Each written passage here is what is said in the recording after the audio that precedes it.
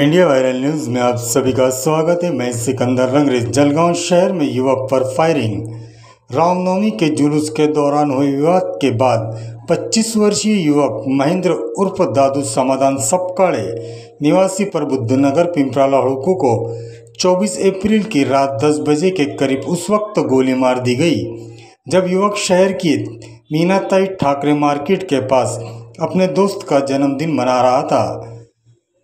तभी युवक ने फायरिंग की जिसमें एक गोली महेंद्र के कमर के नीचे लगी।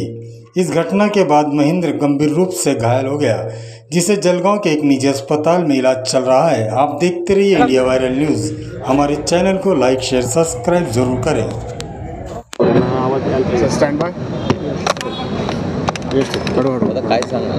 काय सांगणार आज मीनाताई ठाकरे कॉम्प्लेक्स गुलमोहर कॉलनीमध्ये गोळीबार झाल्याची घटना घडलेली आहे, नेमका काय प्रकार आहे? आज रामानंदनगर पोलीस स्टेशनच्या हद्दीमध्ये जळगावमध्ये गुलमोहर कॉलनीत मीनाताई ठाकरे कॉम्प्लेक्सच्या एरियामध्ये आज रात्री साधारण 9:40च्या दरम्यान महेंद्र सपकाळे या युवकाच्या पायावर गोळी मारलेली आहे। त्याच्या सांगण्याप्रमाणे 5 ते 6 जण होते। त्यांची आता ओळख पटवण्याचं काम सुरू आहे। त्यांना मी सिव्हिल हॉस्पिटलमध्ये इकडे आणलेलं आहे। त्यांच्यावर ट्रीटमेंट सुरू आहे। त्याच्या उजव्या मांडीमध्ये हिप बोनच्या तिथं गोळी लागलेली आहे, तिथं आतमध्येच आहे बुलेट। आणि एक गोळी लागलेली, एक गोळी आम्हाला स्पॉटवर सापडलेली आहे, पूर्ण जिवंत गोळी। बाकीचा आता तपास सुरू आहे। आरोपींना शोधण्यासाठी आमचे लोकल क्राईम ब्रँच आणि पोलीस स्टेशनचे DB पथक रवाना झालेले आहे। आरोपी मिळाल्यानंतर आणखीन तपासामध्ये क्लिअर होईल। किती राऊंड फायर झाले? एक गोळी त्याला लागलेली आहे हे प्रथमदर्शनी दिसत आहे आणि एक स्पॉटवर पडलेली होती राऊंड। त्यामुळं सध्या तरी 2 राऊंडचं आमचं कन्फर्मेशन आहे।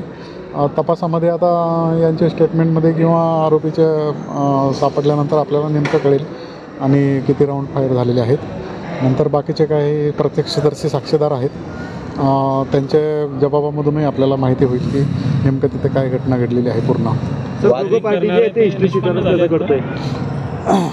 त्यांचे गुन्हेगारी रेकॉर्ड आहे, जखमीचे पण आहे आणि आरोपींचे पण आहे। त्यांच्यावर प्रतिबंधक कारवाई पण केलेली होती।